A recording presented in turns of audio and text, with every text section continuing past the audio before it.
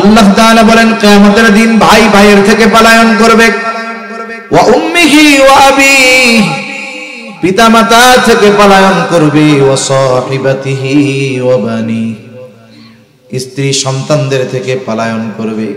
কেউ কারো সামনে যাইতে চাবে না, কেউ কারো সাথে দেখা হোক এটাও চাইবে না। বরং মানুষ তো এমনও কথা কিয়ামতের দিন আল্লাহ তাআলার কাছে বলবে আল্লাহ, আপনি দুনিয়ার সব মানুষকে জাহান্নামে দিয়ে হলেও আমাকে আপনি মাফ করে জান্নাত দিয়ে দেন। ওই দিন মা সন্তানকে চিনবে না, অথচ দুনিয়ায় মা সন্তানকে বেশি ভালোবাসে কি বাসে না? কথা বলেন না কেন? বাসে নাকি আপনাদের মা ভালোবাসে নাই আপনাদের?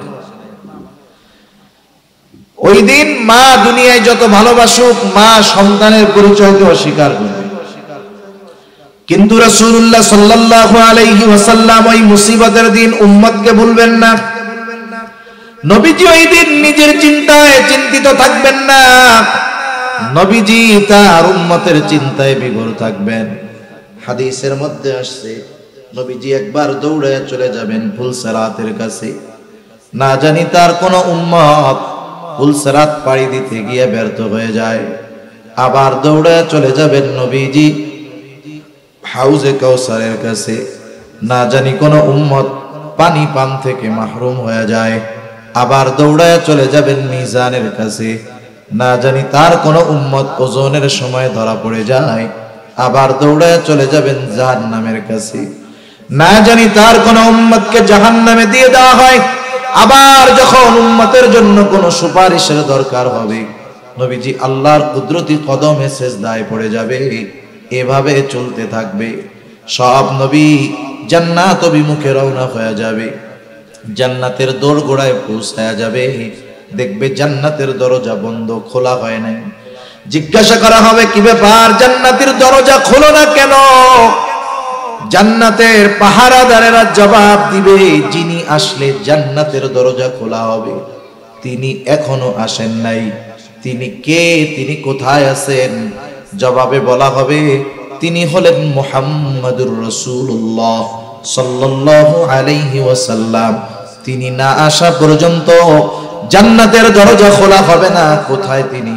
তিনি এখনো হাসরের ময়দানে উম্মতের চিন্তায় বিভোর। যতক্ষণ না আল্লাহ তাআলার কাছ থেকে তার ওই উম্মত যার যাররা পরিমাণ ঈমান ছিল তার ব্যাপারেও যতক্ষণ না আল্লাহ তাআলার কাছ থেকে জান্নাতের নিশ্চয়তা নবীজি পাবেন, ততক্ষণ পর্যন্ত নবী নিজে জান্নাতে প্রবেশ করবে না। রাসূল আকরাম সাল্লাল্লাহু আলাইহি ওয়াসাল্লাম রাহমাতুল লিল আলামিন হওয়ার কারণে কাফেররাও নগদে আযাব থেকে বেঁচে গেছে। নবীজির দোয়াও এইটা। নবীজিও আল্লাহ তাআলার কাছে দোয়া করেছে, আল্লাহ আমার উম্মতের পাপের কারণে আপনি তাদেরকে সমূলে ধ্বংস করে দিবেন না। অতীতের অনেক উম্মতের ইতিহাস আছে, অবাধ্যতার কারণে, গুনার কারণে, পাপের কারণে, সীমা লঙ্ঘন করার কারণে আল্লাহ তাআলা সমূলে তাদেরকে ধ্বংস করে দিয়েছেন। কিন্তু রাহমাতুল লিল আলামিন দোয়া করেছে, এই জন্য এই উম্মত কত পাপাচারে জড়ায়, অবাধ্যতা করে, সীমা লঙ্ঘন করে। আল্লাহ তাআলা মাঝে মধ্যে ছোটখাটো নড়াচড়া দিয়ে সতর্ক করে দেয়। যদি রাহমাতুল লিল আলামিনের দোয়া না থাকতো, এই উম্মতের মধ্যে এমন অবাধ্যতা এবং এমন সীমা লঙ্ঘনতার প্রবণতা দেখা যায়, আমার মনে হয় আল্লাহ তাআলা গজব দিয়া সমূলে সবাইকে ধ্বংস করে দিত। রাহমাতুল লিল আলামিন, এই রহমতের সুযোগ কাফেররাও গ্রহণ করছে। যাই হোক, নবীজি তো উম্মতের জন্য বিশেষ অনুগ্রহ, এই জন্য উম্মতের প্রতি নবীজিরও আলাদা দরদ, মোহাব্বত, ভালোবাসা, মায়া ছিল। নবীজিও কিন্তু আমাদের ভালোবাসতেন। নবীজির ভালোবাসা কেমন ছিল আমাদের উপর? হাদিসের মধ্যে পাওয়া যায়, আব্দুল্লাহ ইবনে আমর ইবনুল আস রাদিয়াল্লাহু তাআলা একদিন মজলিসের মধ্যে বসে আছেন। তিনি বলেন, আন্নান নবিয়্য সাল্লাল্লাহু আলাইহি ওয়াসাল্লাম তাআলা মা নাযালা ফি ইব্রাহিম আলাইহিস সালাম। রাসূল আকরাম সাল্লাল্লাহু আলাইহি ওয়াসাল্লাম তিলাওয়াত করলেন, আল্লাহ রাব্বুল আলামিন যা ইব্রাহিম আলাইহিস সালামের ব্যাপারে নাজিল করেছেন, ইব্রাহিম আলাইহিস সালামের ব্যাপারে আল্লাহ তাআলা কি নাজিল করলেন? ইব্রাহিম আলাইহিস সালাম তার গুনাহগার উম্মতের জন্য আল্লাহ তাআলার কাছে দোয়া করেছে। ইব্রাহিম আলাইহিস সালাম গুনাহগার উম্মতের জন্য আল্লাহ তাআলার কাছে ক্ষমা প্রার্থনা করেছেন, দোয়া করেছেন। কারণ প্রত্যেকটা নবী তার উম্মতকে ভালোবাসে। উম্মত নেককার হোক আর বদকার হোক, মুমিন হোক আর কাফের হোক, প্রত্যেকটা নবী তার উম্মতকে ভালোবাসে। বাস্তবতা হলো কখনো কখনো এমন হয় নেককারের চাইতে বদকারের জন্য চিন্তা আরো বেশি হয়। যেমন কারো যদি একাধিক সন্তান থাকে, 2, 3, 4টা ছেলে, এর মধ্যে 3 জন ভালো 1 জন খারাপ। এখন বলেন তো, মা বাপ এই ভালো 3 জন নিয়ে চিন্তা করে বেশি না খারাপটা নিয়ে? ওইটার জন্য চিন্তা করে বেশি। যখন দোয়া করে, দোয়ার মধ্যে আল্লাহ তাআলার কাছে বলে, আল্লাহ আমার এই সন্তানটাও যদি বাকিগুলার মতো ভালো হয়ে যাইতো, আমি মইরাও শান্তি পাইতাম। এইরকম বলে কি বলে না? তার মানে দেখেন, সন্তান যদিও খারাপ, সন্তানের জন্য হালাক হয়ে যাওয়ার দোয়া কোনো মা বাবা করে না। মোহাব্বতের কারণে ওই খারাপ সন্তানের জন্য আল্লাহ তাআলার কাছে হেদায়েতের দোয়া করে। বলেন তো, মা বাবা তার সন্তানকে যত ভালোবাসে, তার চাইতে বেশি ভালোবাসেন নবী। নবীজি মা বাবার চাইতে আমাদেরকে বেশি ভালোবাসে। ইব্রাহিম আলাইহিস সালাম তার গুনাহগার উম্মতের জন্য দোয়া করতেছে, রব্বি ইন্নাহুন্না আযলালনা কাসীরাম মিনান নাস ফামান তাবিআনি ফাইন্নাহু মিন্নি ওয়া মান আসানি ফাইন্নাকা গফুরুর রহিম। ইব্রাহিম আলাইহিস সালাম বলতেছে, ও আমার রব, ইন্নাহুন্না আযলালনা কাসীরাম মিনান নাস, এই প্রতিমাগুলো, এই মূর্তিগুলা অধিকাংশ মানুষকে পথভ্রষ্ট করে ফেলছে। ফামান তাবিআনি ফাইন্নাহু মিন্নি, যে আমার অনুসরণ করেছে, আমার আনুগত্য করেছে, সে তো আমার দলভুক্ত, আমার উম্মত। তবে সবাই তো আমার আনুগত্য প্রকাশ করে নাই। ওয়ামান আসানি, আর যারা আমার নাফরমানি করেছে। ইব্রাহিম আলাইহিস সালাতু ওয়াস সালাম কেমন যেন আল্লাহ তাআলার কাছে বলে, আল্লাহ এরা নাফরমানি করলেও তো এরা আমারই উম্মত, আপনি যদি চান তাদেরকেও তো ক্ষমা করে দিতে পারেন। কারণ কি? কারণ হলো ফাইন্নাকা গফুরুর রহিম, আপনি হলেন অতিশয় ক্ষমাশীল, দয়ালু। আপনি যদি চান আমার এই গুনাহগার উম্মত গুলাকেও আপনি মাফ করে দিতে পারেন। ইব্রাহিম আলাইহিস সালাম গুনাহগার উম্মতের জন্য আল্লাহ তাআলার কাছে ক্ষমা চাইতেছে। وقال عيسى عليه الصلاة والسلام إن تعذبهم فإنهم عبادك, তিনি গুনাহগার উম্মতের জন্য দোয়া করেন, আল্লাহ তাআলার কাছে বলেন, ইন তুআযিবহুম ফাইন্নাহুম ইবাদুক, হায় আল্লাহ আপনি যদি তাদেরকে শাস্তি দেন তারা তো আপনারই বান্দা। ওয়া ইন তাগফির লাহুম, আর যদি আপনি তাদেরকে ক্ষমা করে দেন, আমার উম্মত আপনার বান্দা। আল্লাহ আপনি যদি আপনার এই গুনাহগার বান্দা, আমার এই গুনাহগার উম্মতদের ক্ষমা করে দেন, কেউ আপনার কাছে জবাবদিহিতা চাইবে না, কারো কাছে আপনাকে জবাবদিহিতা দেওয়া লাগবে না। কেন? ওয়া ইন তাগফির লাহুম ফাইন্নাকা আনতাল আজিজুল হাকীম, আপনি হলেন মহাপরাক্রমশালী, মহাপ্রজ্ঞাময়। তাই আপনি যদি আপনার এই গুনাহগার বান্দাদের মাফ করে দেন, কারো কাছেই আপনার জবাবদিহিতা করা লাগবে না। আপনি আপনার বান্দা, আমার এই উম্মতগুলারে মাফ করে দেন, এটা হলো মূল কথা। 2 নবী উম্মতের জন্য, উম্মতের মাগফিরাতের জন্য দোয়া করেছে। রাসূল আকরাম সাল্লাল্লাহু আলাইহি ওয়াসাল্লাম এই দুই নবীর দোয়া তিলাওয়াত করবার পর নিজের অন্তরের মধ্যে তার উম্মতের জন্য মুহাব্বতের ঢেউ উঠে গেছে। এইবার নবীজি তার গুনাহগার উম্মতের জন্য দোয়া করবেন। তিনি কি করলেন? ফারাফা ইয়াদাই ওয়া ক্বালা আল্লাহুম্মা উম্মতি উম্মতি ওয়া বাকা। নবীজি হাত দুটো উঁচু করলেন, চোখ দিয়ে অঝর ঝরায় অশ্রু প্রবাহিত হইতেছে, আর মুখ দিয়ে শুধু বলতেছেন আল্লাহুম্মা উম্মতি উম্মতি, আয় আল্লাহ আমার উম্মত আমার উম্মত। আর কিছু নবীজি বলেন না। বলেন তো নবীজি যদিও এতটুকু বলতেছে, কিন্তু আসলে নবীজি কি বলতে চায়? দুনিয়ার কেউ বুঝুক আর না বুঝুক, জানুক আর না জানুক, যিনি জানেন যিনি বোঝেন তিনি কে? আল্লাহ জানেন যে কি বলতে চায় আমার হাবিব। এরপরেও আল্লাহ সুবহানাহু ওয়া তাআলা তার হাবিবের জবানেই শুনতে চায় কি বলতে চায়। যেমন দেখেন মাদ্রাসার মধ্যে বৃহস্পতিবার বিকাল বেলায় যখন ছোট ছোট ছাত্ররা ওস্তাদের সামনে গিয়া আসরের পরে কান্না করে, গিয়া বসে থাকে, হুজুরের কাছে সামনে গিয়া কি করে? কান্না করে, কাঁদতেছে। এখন বলেন তো যে কান্না কেন করে? হুজুর বোঝে কি বোঝে না? ভাই সাউন্ডটা বাড়ানো গেলে একটু বাড়াইয়েন, তাহলে আমার একটু কষ্ট কম হবে আর কি। তাহলে দেখেন হুজুরের সামনে গিয়ে ছাত্র যখন কান্না করে, বলেন তো বৃহস্পতিবার আসরের পরে হুজুরের সামনে গিয়া ছোট ছাত্র যখন কান্না করে, কিছুই বলা লাগবে না। কান্না করার কারণে হুজুর কি বুঝে বলেন তো?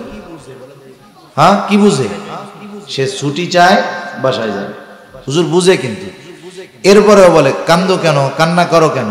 ও কিছু বলে না, ওর কান্না আরো বাড়ে। হুজুর বলে এই যতক্ষণ না তুমি বলবা কি জন্য কান্না করো কাজ হবে না। এবার কান্না করতে করতে হুজুর আমি বাসায় যাব। এবার কি বলে? হুজুর যাও তোমার ছুটি, আগামী দিন আবার সন্ধ্যার আগে চলে আসবা। এখন যখন ছুটির ঘোষণা পাইছে, কান্দা আছে নাকি? চোখের পানি শুকানোর আগে দেখবেন মুখের মধ্যে হাসি ফুটে উঠছে। আল্লাহ রাব্বুল আলামিন জানেন নবীজি কি বলতে চায়। এরপরেও জিবরাইল আলাইহিস সালাতু ওয়াস সালামকে বলতেছে, জিবরাইল যাও, মুহাম্মদ কেন কান্না করে কান্নার কারণ জিজ্ঞাসা করো। জিবরাইল আলাইহিস সালাতু ওয়াস সালাম হাজির, এসে বলে ইয়া রাসূলুল্লাহ আপনার কান্নার কারণ কি? যদিও আল্লাহ তাআলা সব জানেন, এরপরেও তিনি জানতে চান। এইবার নবীজি উম্মতের ব্যাপারে সব কথা জিবরাইল আলাইহিস সালামের কাছে বললেন।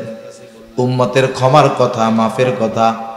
জিবরাইল আলাইহিস সালাম আল্লাহ তাআলার কাছে গিয়ে বললেন, আল্লাহ আপনার হাবিবের কান্নার কারণ হইল এইটা। আল্লাহ তাআলা জিবরাইল আলাইহিস সালাতু ওয়াস সালামকে বললেন, যাও আমার হাবিব মুহাম্মদকে জানায় দাও, আমি অচিরেই তাকে তার উম্মতের ব্যাপারে সন্তুষ্ট করব, তাকে আমি তার উম্মতের ব্যাপারে অসন্তুষ্ট করব না। নবীজির কাছে আয়েশা জিবরাইল আলাইহিস সালাম এই খবর জানায় দিলেন। চিন্তার কোনো কারণ নাই ইয়া রাসূলুল্লাহ, আল্লাহ তাআলা আপনাকে আপনার উম্মতের ব্যাপারে সন্তুষ্ট করবে। এই জন্য নবীজি যখনই সুযোগ পাইতেন উম্মতের কল্যাণের কথা চিন্তা করতেন। নবীজি যখনই সুযোগ পাইতেন আল্লাহ তাআলার কাছে তার গুনাহগার উম্মতের ক্ষমার কথা বলতে। মুহাব্বতের কারণে, ভালোবাসার কারণে। রাসূল আকরাম সাল্লাল্লাহু আলাইহি ওয়াসাল্লাম ছিলেন উম্মতের ব্যাপারে সর্বোচ্চ কল্যাণকামী। এই জন্য কোন জিনিস উম্মতের জন্য কল্যাণকর, কোন সময় কল্যাণকর, কোন জায়গায় কল্যাণকর, নবীজি এই বিষয়গুলো খেয়াল রাখতেন। হাদিসের মধ্যে আসছে নবীজি সাল্লাল্লাহু আলাইহি ওয়াসাল্লাম বলেন, আল্লাহ তাআলা প্রত্যেকটা নবীকে এক একটা স্পেশাল দোয়া করার সুযোগ দিয়েছে এবং ওই দোয়াটা কবুল করার প্রতিশ্রুতি আল্লাহ তাআলা দিয়েছেন।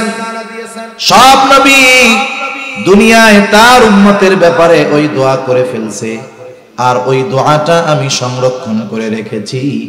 কিয়ামতের দিন আমার উম্মত যখন বিপদে পড়ে যাবে, মুসিবতে পড়ে যাবে, ওই দোয়াটাকে আমি সুপারিশ হিসাবে ওই দিন আমার উম্মতের জন্য আমি ওই দোয়াটা করব। নবীজি জানেন যে দুনিয়ায় এই দোয়াটা করার চাইতে আখিরাতে কাজে লাগবে বেশি, এই জন্য দুনিয়াতে না কইরা আল্লাহ নবী আখিরাতের জন্য ওইটারে জমায় রাখছেন।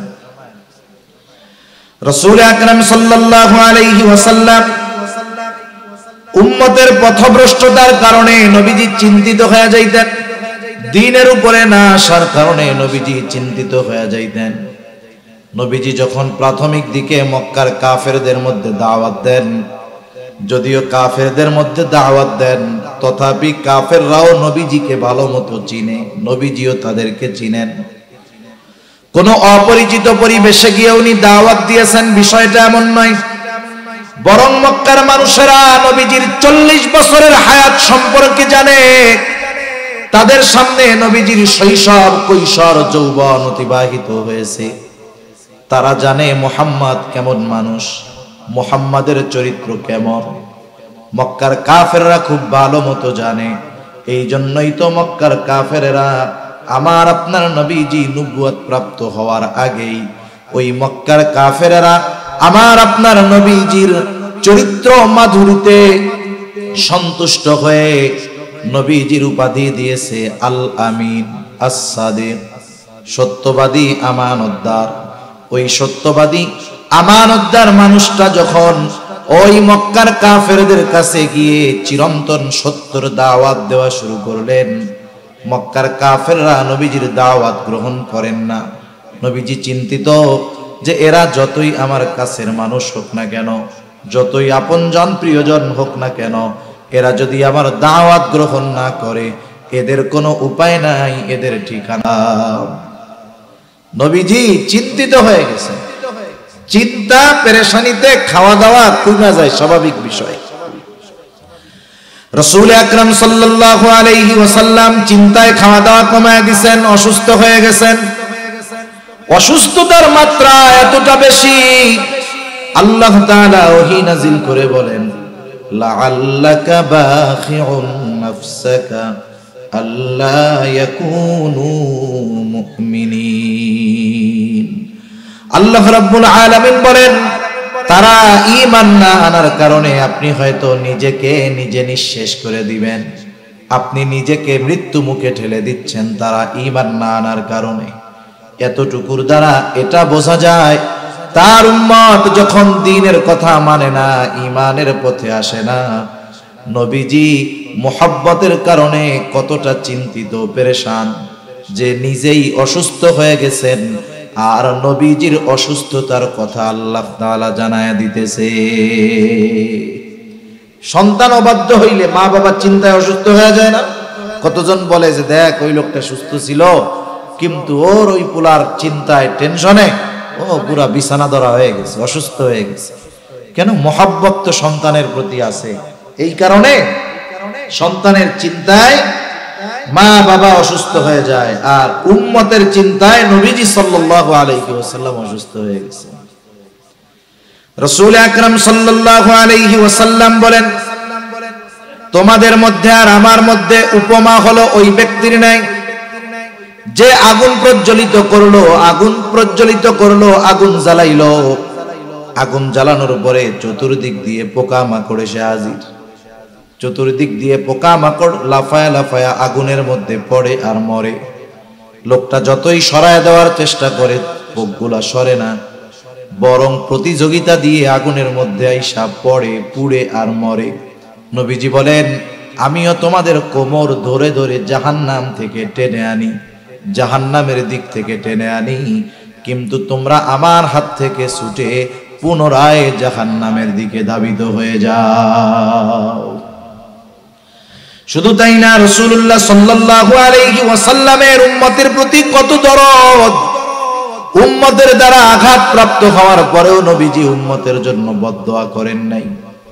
রাসূল আকরাম সাল্লাল্লাহু আলাইহি ওয়াসাল্লাম যখন মক্কা থেকে তিনি তায়েফে চলে গেলেন, মক্কার মানুষ নবীজির কথা মানে না, দ্বীনের দাওয়াত দেওয়ার জন্য চলে গেলেন তায়েফে। রাসূলুল্লাহ সাল্লাল্লাহু আলাইহি ওয়াসাল্লাম তায়েফে যাবার পর তায়েফের মানুষ দলে দলে নবীজিকে পাগল বলে বলে পাথর নিক্ষেপ করলো। নবীজির গায়ে যেই পাথর নিক্ষেপ করা হয়েছিল পাথরগুলো ছোট না, বরং পাথরগুলো ছিল বড় বড় পাথর, সাথে সাথে পাথরগুলো ছিল ধারালো পাথর, যার কারণে পাথরের আঘাত নবীজির গায়ে লাগতো আর নবীজির গা ক্ষত বিক্ষত হয়ে যাইত। এত পরিমাণ পাথর নবীজির গায়ে লাগছে। আয়েশা সিদ্দিকা রাদিয়াল্লাহু তাআলা আনহা নবীজির গায়ে একদিন পাথরের দাগ উনি বুঝতে পারেন নাই। জিজ্ঞাসা করেন, ইয়া রাসূলুল্লাহ, আপনার গায়ে এইগুলো কিসের দাগ?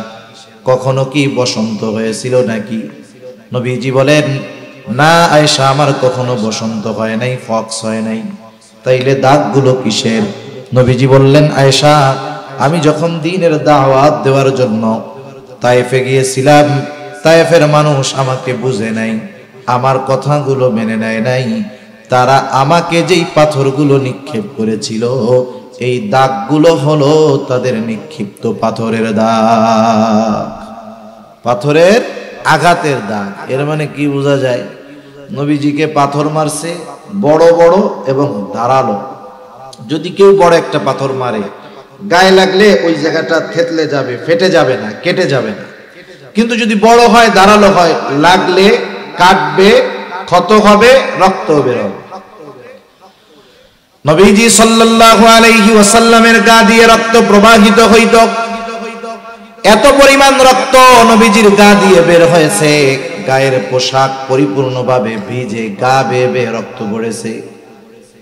রক্ত বেয়ে বেয়ে পড়তে পড়তে ওই রক্ত জুতার মধ্যে ঢুকে গেছে, রক্ত শুকায়া জুতা পায়ের সাথে আটকে গিয়েছে। তাহলে কি পরিমাণ রক্ত বের হয়েছে একটু চিন্তা করেন।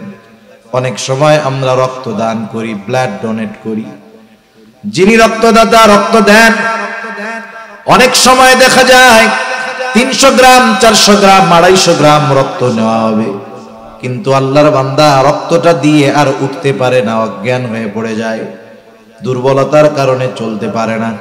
নবীজির গায়ে যখন আঘাত করা হতো, রক্ত প্রবাহিত পড়তো, নবীজি জমিনে পড়ে যাইতেন। হযরত যায়েদ রাদিয়াল্লাহু তাআলা আনহু একা ঠেকায়া পারেন না, তিনিও আঘাতপ্রাপ্ত হয়েছেন। নবীজি আবার উঠতেন, উঠে এক কথা যে তোমরা বলো লা ইলাহা ইল্লাল্লাহ তুফলিহু, সফল হয়ে যাইবা। এইভাবে চলতেছে বিকাল পর্যন্ত। আল্লাহ রাসূল সাল্লাল্লাহু আলাইহি ওয়াসাল্লাম প্রচন্ড দুর্বল হয়ে গেলেন, ক্লান্ত শ্রান্ত দেহ নিয়ে নবীজি পড়ন্ত বিকালে একটা আঙ্গুর বাগানের পাশে গিয়ে নবীজি একটু বিশ্রাম নিচ্ছেন। ইতিমধ্যে জিবরাইল আলাইহিস সালাম হাজির। জিবরাইল আলাইহিস সালাতু ওয়াস সালাম এসে বলে, ইয়া রাসূলুল্লাহ সাল্লাল্লাহু আলাইহি ওয়াসাল্লাম, এই কওম আপনার সাথে কেমন আচরণ করেছে আল্লাহ তাআলা সব জানেন। আজকে আমি একা আসি নাই, আল্লাহ তাআলা আমার সাথে নতুন আরেকজন ফেরেশতা পাঠিয়েছে, যে ইতিপূর্বে কখনো আপনার কাছে আসে নাই। নবীজি বলেন, এইবার ওই ফেরেশতা আমার সামনে আসলো, আমাকে সালাম দিল। সালাম দেওয়ার পরে বলে, ইয়া রাসূলুল্লাহ, এই কওম আপনার সাথে কেমন আচরণ করেছে আপনার মালিক সব জানেন, সব দেখেছেন। ইয়া রাসূলুল্লাহ, আল্লাহ তাআলা আমাকে আপনার নিকটে পাঠিয়েছেন আপনার আদেশ পালন করার জন্য। আপনি যদি নির্দেশ দেন, এই অবাধ্য জাতিকে 2 পাহাড় দিয়ে এমন ভাবে পিষে দেওয়া হবে যে তারা পরিপূর্ণ নিশ্চিহ্ন হয়ে যাবে। এখানে যে একটা জনবসতি ছিল তার কোনো চিহ্ন অবশিষ্ট থাকবে না। আপনি যদি শুধু নির্দেশ দেন তাইলে হবে। রাসূল আকরাম সাল্লাল্লাহু আলাইহি ওয়াসাল্লাম এই সুযোগ পাওয়ার পরেও কি করছেন? আমরা হইলে কি করতাম? আমরা তো প্রতিশোধ পরায়ণ। আমরা কি বলেন না, প্রতিশোধ পরায়ণ। আমরা 20 বছর আগের ছোটখাটো বিষয়ের প্রতিশোধ নেওয়ার সুযোগ পাইলেও সেটা ছাড় দেই না। চিন্তা করি, এখন আমার খুব পাওয়ার, 20 বছর আগে ওই লোক আমার দিকে চোখ বড় করে তাকাইছিল, আজকে আমার পাওয়ার আছে, ওর চোখ 2টাই উঠাইয়া দিলাম। করে না এরকম? ছোট ছোট বিষয় নিয়ে বড় বড় প্রতিশোধ মানুষ নিয়ে বসতেছে, চিন্তাই করে না। অথচ রাসূলুল্লাহ সাল্লাল্লাহু আলাইহি ওয়াসাল্লাম ক্ষমা পরায়ণ ছিলেন, প্রতিশোধ পরায়ণ নবীজি ছিলেন না। রাসূল আকরাম সাল্লাল্লাহু আলাইহি ওয়াসাল্লামের চিন্তাধারা ছিল সুদূর প্রসারী। যখন এই কথা ফেরেশতা বলছে, নবীজি আরাম করতেছিলেন, একটু উঠা বসলেন। কেমন যেন নবীজি বলতেছে, তুমি তো বলতেছো আদেশ দেন দুই পাহাড় একত্রিত কইরা ওদেরকে পিষে দেই, কিন্তু তোমার এই কথা আর আমি তো আল্লাহ তাআলার কাছে আশা করি ভিন্ন। নবীজি তখন বললেন, বাল আরজু আন ইয়াখরুজাল্লাহু মিন আসলাবিহিম মান ইয়াবুদুল্লাহ ওয়াহদাহু ওয়া লা ইউশরিকু বিহি শাইআ। নবীজি সাল্লাল্লাহু আলাইহি ওয়াসাল্লাম বললেন, বরং আমি তো আল্লাহ তাআলার কাছে এই আশা পোষণ করি যে আল্লাহ তাআলা এদের মধ্য থেকে এমন এক জাতি বের করবে, এমন এক প্রজন্ম বের করবে যারা এক আল্লাহর ইবাদত করবে, তার সাথে কারো শরীক করবে না। তুমি তো বলতেছো আদেশ দেন দুই পাহাড় মিশাইয়া পিষে দেই, আর আমি তো আশা করতেছি এদের অবস্থা যা হয় হোক, হয়তো আল্লাহ তাআলা এদের মধ্য থেকে এমন মানুষ বের করবে যে ওরা এক আল্লাহর ইবাদত করবে, কারো সাথে শরীক করবে না। নবীজি সাল্লাল্লাহু আলাইহি ওয়াসাল্লামের কিয়ামত পর্যন্ত যত উম্মত আসবে তাদের প্রতি ভালোবাসার নিদর্শন নবীজি রেখে গেছেন। রাসূলুল্লাহ সাল্লাল্লাহু আলাইহি ওয়াসাল্লাম একদিন সাহাবায়ে কেরামের সাথে পথ চলতেছিলেন। হঠাৎ করে নবীজি বলেন, আমার ভাইদেরকে দেখতে মন চায়। সাহাবায়ে কেরাম বলে, ইয়া রাসূলুল্লাহ, আমরা কি আপনার ভাই নই? নবীজি বললেন, তোমরা আমার সাহাবী, তাহলে আপনার ভাই কারা? নবীজি বললেন, আমার ভাই হলো তারা যারা আমার পরে আমাকে না দেখে আমার উপরে ঈমান আনবে, তারা হলো আমার ভাই। এর দ্বারা নবীজি কিয়ামত পর্যন্ত যত মুমিন আসবে সব উম্মতের প্রতি দরদ, মোহাব্বত, ভালোবাসার চিহ্ন নবীজি রেখে গেছেন। সুবহানাল্লাহ। নবীজির প্রতি উম্মতের প্রতি নবীজির দরদ কত বেশি বলতে গেলে আরো অনেক লম্বা সময় চলে যাবে। দেখেন, এই দরদ, এই মায়া, এই ভালোবাসা, এটা যে শুধু দুনিয়ায় তা না, পরকালেও নবীজি আমাদের সবচাইতে বেশি ভালোবাসবে। সুবহানাল্লাহ। কিয়ামতের দিন, যেই দিন দুনিয়ার কোন আপনজন প্রিয়জন আমার আপনার পরিচয়কে স্বীকার করতে চাইবে না, কিয়ামতের দিন ওই মুসিবতের সময় নিজের মা তার সন্তানকে চিনবে না, বাবা তার সন্তানকে চিনবে না, স্বামী স্ত্রীকে, স্ত্রী স্বামীকে চিনবে না। আল্লাহ তাআলা কোরআনুল কারীমের মধ্যে সেই অবস্থার কথা বর্ণনা করে বলেন, ইয়াউমা ইয়াফিরুল মারউ মিন আখিহি ওয়া উম্মিহি ওয়া আবিহি ওয়া সাহিবাতিহি ওয়া বানিহি।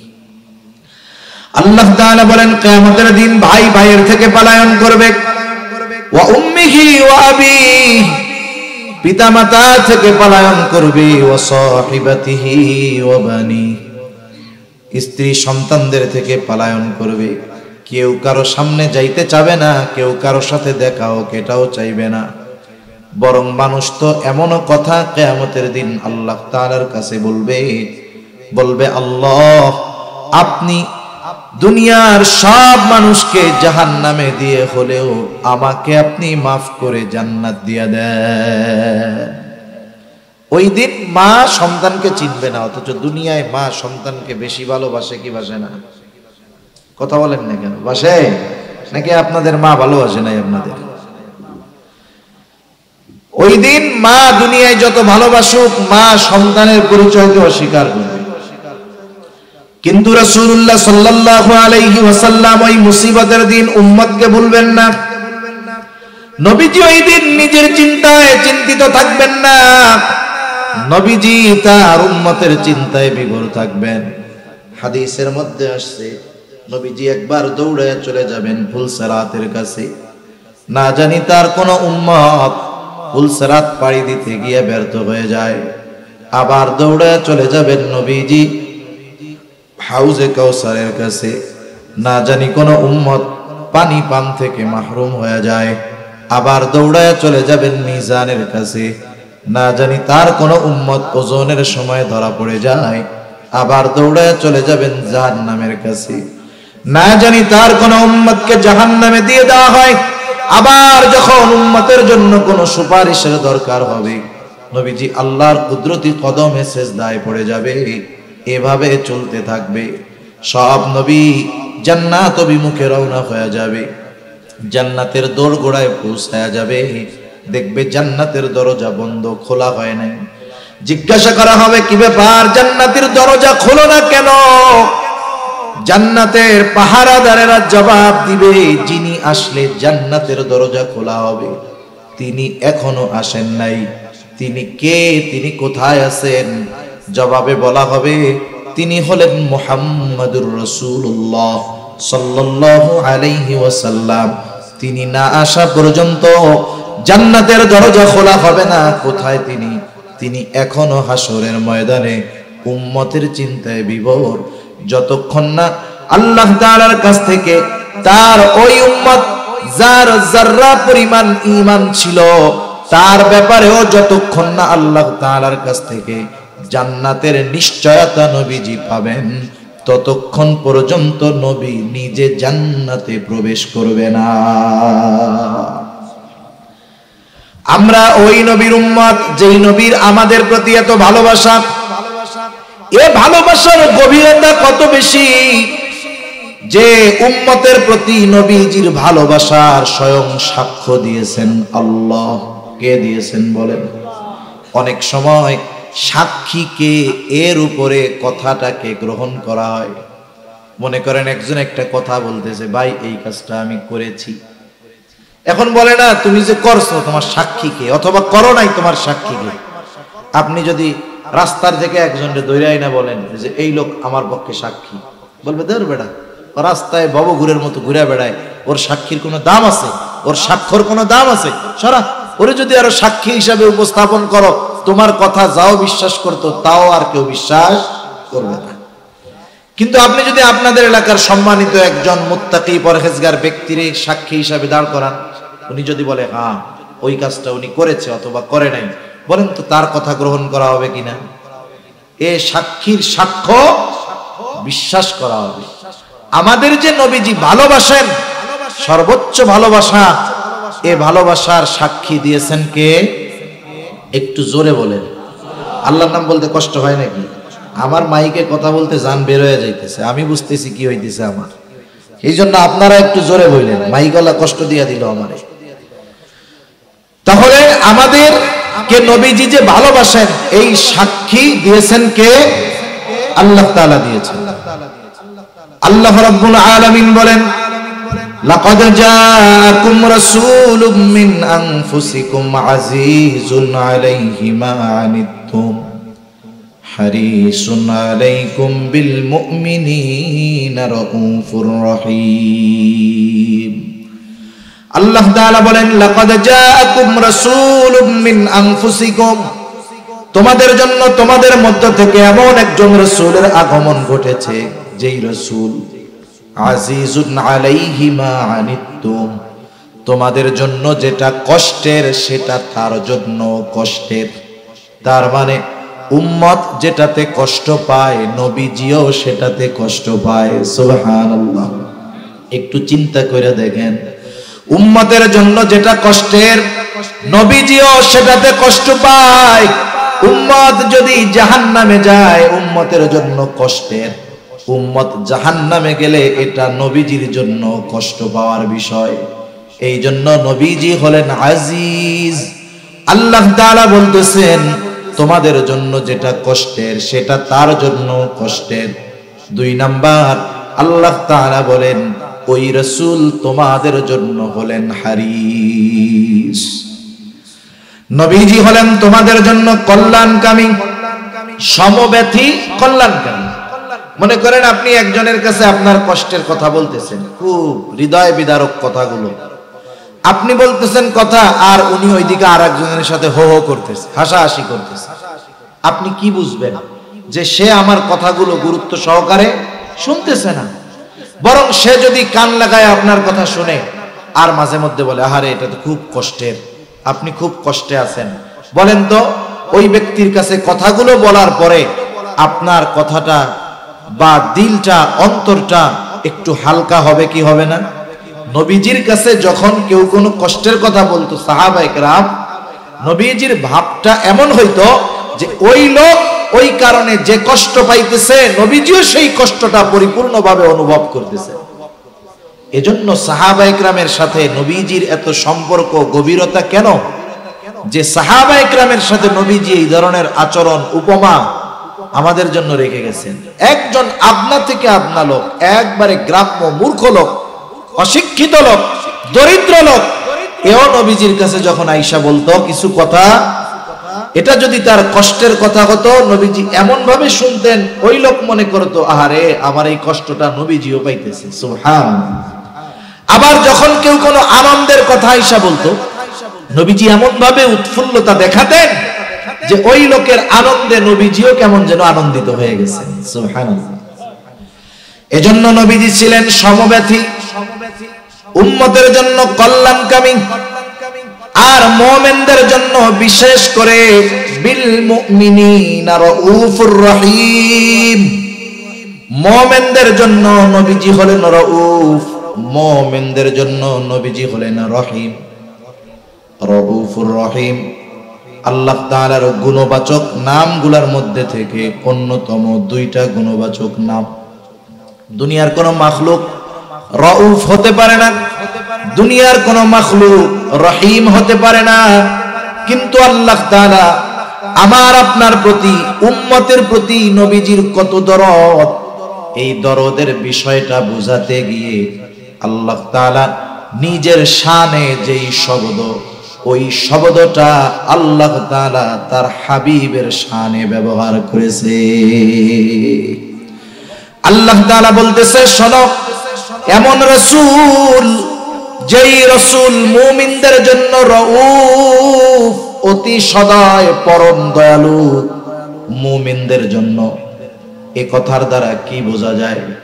মুমিন যে তার উম্মতকে কত মহব্বত করেন, ভালোবাসেন, এই ভালোবাসা দুনিয়ার কোনো ক্যালকুলেটর দিয়ে হিসাব করা যাবে না। এই ভালোবাসা কত গভীর, কত বেশি, এই ভালোবাসার স্বয়ং সাক্ষী দিলেন কে? এর দ্বারা একথা সুস্পষ্ট যে নবীজি আমাদেরকে কল্পনাতীত ভালোবাসেন।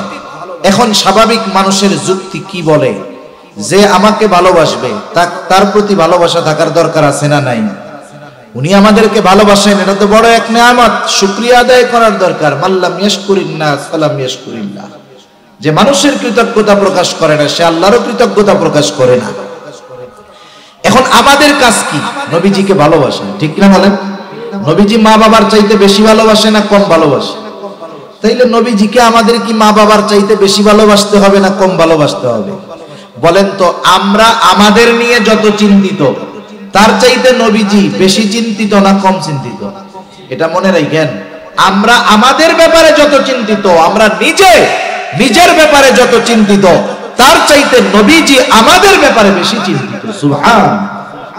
এখন সেই নবীর প্রতি আমাদের জীবনের চাইতে বেশি ভালোবাসা থাকার দরকার আছে না নাই? আরে মা বাবার প্রতি ভালোবাসা আপ ডাউন হওয়ার সুযোগ আছে। মা বাবার প্রতি ভালোবাসা বাড়বে, কিন্তু মা বাবা যদি আল্লাহর নাফরমানি করে ভালোবাসা কমবে। যদি প্রয়োজনে বাবার বিরুদ্ধে অস্ত্র ধারণ করতে হয় দ্বীনের কারণে, অস্ত্র ধারণ করতে হবে। সাহাবায়ে কেরাম দেখায় গেছে, ঠিক কিনা বলেন? উপমা উদাহরণ আছে, বুড়ি বুড়ি ঘটনা আছে, বলার সুযোগ নাই। মোট কথা হলো, কিন্তু নবীর প্রতি ভালোবাসা ডাউন হওয়ার কোনো সুযোগ নাই। এটা শুধু কি হতে হবে? আপ হতে হবে, মাইনাস হওয়ার কোনো সুযোগ নাই, ওয়ে নাই। একটাই পথ, নবীজিকে ভালোবাসতেই হবে। কারণ নবীজির ভালোবাসার সম্পৃক্ততা ঈমানের সাথে। কিসের সাথে বলেন? ঈমানের সাথে।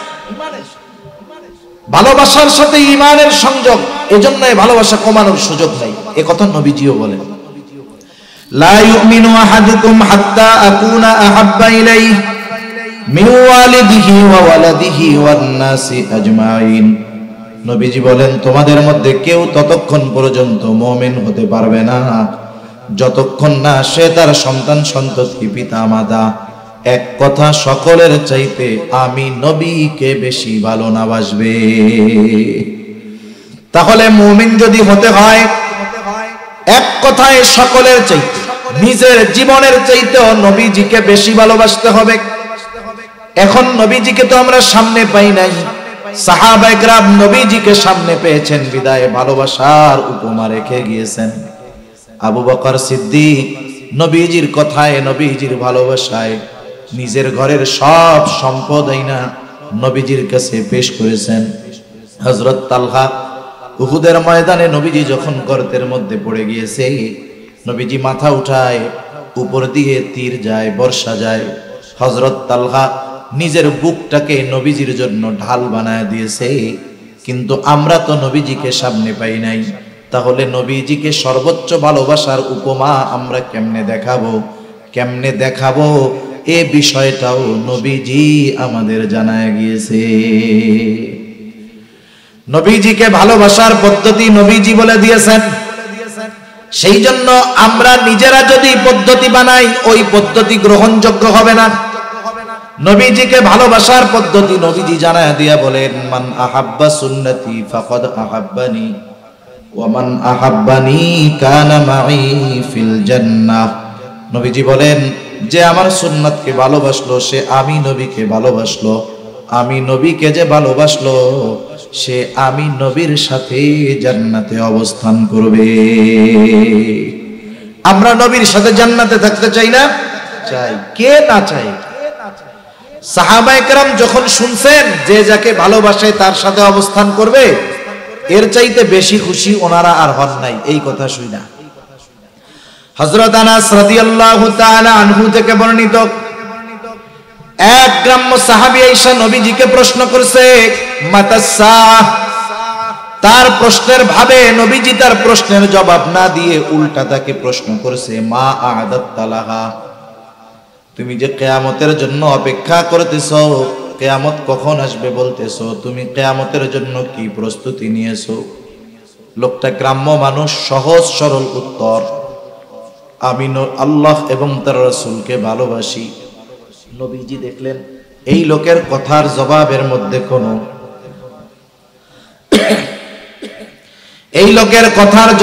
মধ্যে কোনো কৃত্রিমতা নাই, কোনো লৌকিকতা নাই।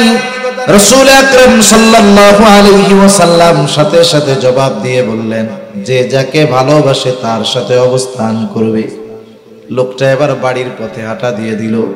হযরত আনাস রাদিয়াল্লাহু তাআলা আনহু বলেন, ইসলাম গ্রহণের পরে আমরা এতটা খুশি হই নাই যতটা খুশি নবীজির মুখে এই কথা শুনে হয়েছি। তিনি বলেন, আমি আল্লাহ এবং তার রাসূলকে ভালোবাসি, আমি আবু বকর ওমর রাদিয়াল্লাহু তাআলা আনহুমাকে ভালোবাসি, যদিও তাদের মতো আমল করতে পারি নাই, তবে আমি এই ব্যাপারে আশা করি জান্নাতে আমি রাসূলুল্লাহ সাল্লাল্লাহু আলাইহি ওয়াসাল্লাম, আবু বকর এবং ওমর রাদিয়াল্লাহু তাআলা আনহুমার সঙ্গী হতে পারবো। ভালোবাসার কারণে। কিসের কারণে? ভালোবাসার কারণে। এখন নবীর সাথে যে জান্নাতে গিয়ে থাকতে হবে, থাকতে হলে তো জান্নাতে যাওয়া লাগবে নাকি? জান্নাতে না গেলে তো আর সাথে থাকা যাবে না। এখন জান্নাতে যাওয়ার সহজ পথ নবীজি বলে দিয়েছেন। নবীজি সাল্লাল্লাহু আলাইহি ওয়াসাল্লাম বলেন, কুল্লু উম্মতি ইয়াদখুলুনাল জান্নাতা ইল্লা মান আবা। কিলা মান আবা ইয়া রাসূলুল্লাহ। নবীজি বলেন, আমার সব উম্মত জান্নাতে প্রবেশ করবে, আবা উম্মত ছাড়া। প্রশ্ন করা হলো, আবা উম্মত কারা? নবীজি বললেন, মান আতাআনি দাখালাল জান্নাহ ওয়া মান আসানি ফাকাদ আবা।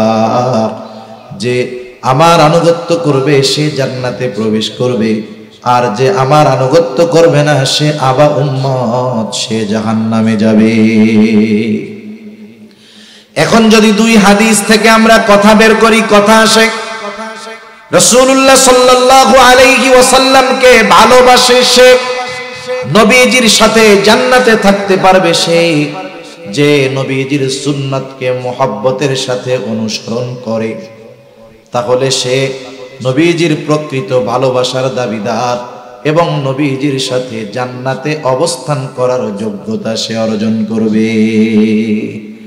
তাহলে নবীজির সুন্নাতকে মুহাব্বতের সাথে অনুসরণ করা ছাড়া নবীজিকেও ভালোবাসা হয় না, নবীজির সাথে জান্নাতেও থাকা যাবে না। এটাই বাস্তবতা। অনেক সময় আমরা সুন্নাত ভালোবাসি, সুন্নাত ওয়ালাকেও ভালোবাসি, কিন্তু নিজে সুন্নাত ওয়ালা হইতে চাই না। বিষয়টা তো এরকম।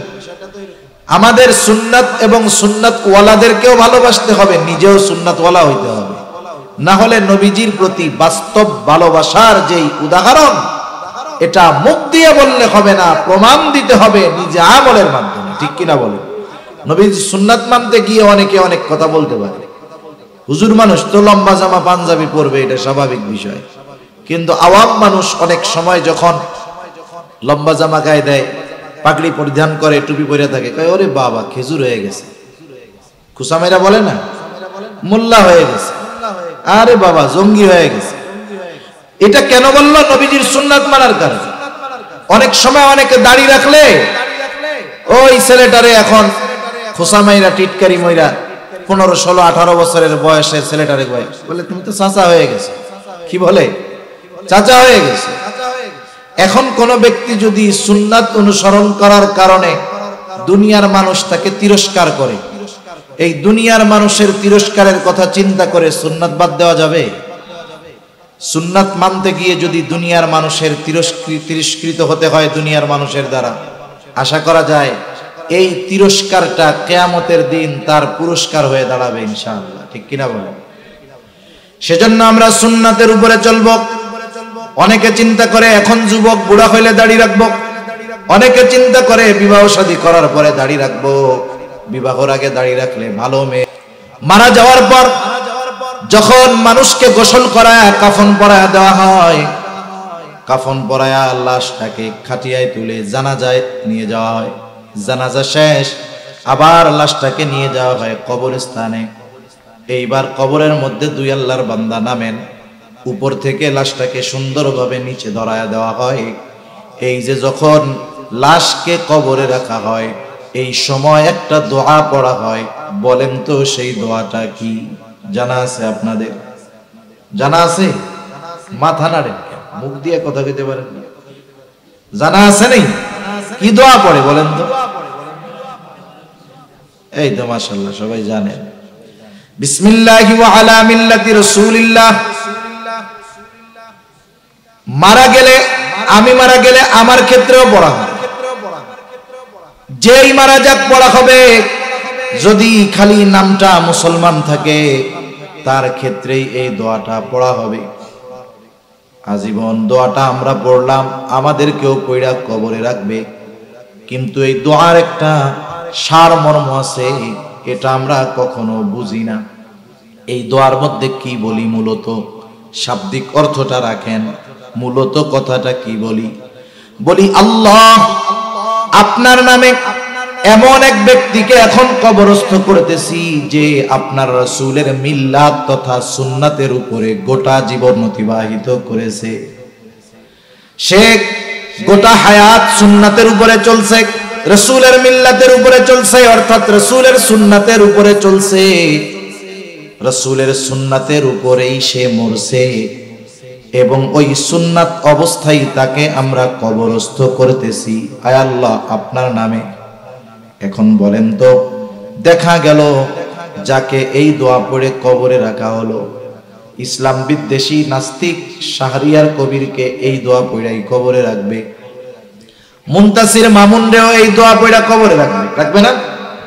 এখন গোটা জীবন যারা সুন্নাত মানে নাই, সুন্নাতের উপরে চলে নাই, তাকে যখন এই দোয়া পড়ে কবরে রাখা হবে, বলেন তো তার ক্ষেত্রে দোয়াটা সত্য হবে নাকি মিথ্যা হবে?